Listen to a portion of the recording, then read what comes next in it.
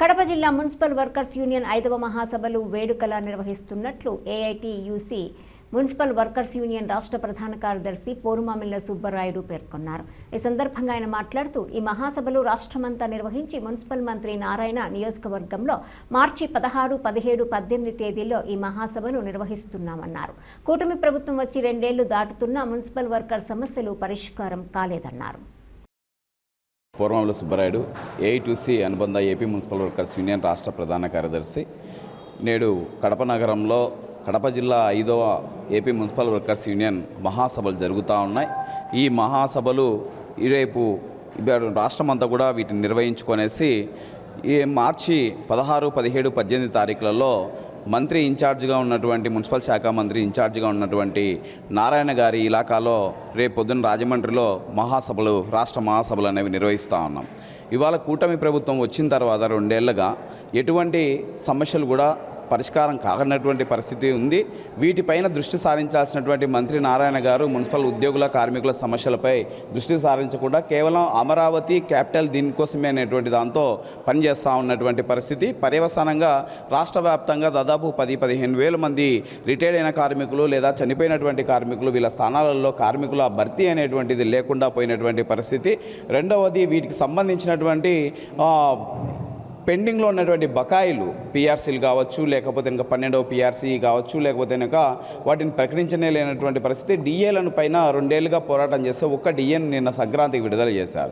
ఎంత దుర్మార్గకరమైనటువంటి విషయం అంటే అంత దుర్మార్గకరమైనటువంటి విషయం. దాంతోపాటు ఇవాళ ప్రైవేటేషన్కు కార్పొరేషన్లను అలాగే మున్సిపాలిటీలను వీటన్నిటినీ దారదత్తంగా అప్పచెప్పడానికి కుట్ర పన్నుతా ఉంది ఇవాళ కూటమి ప్రభుత్వం.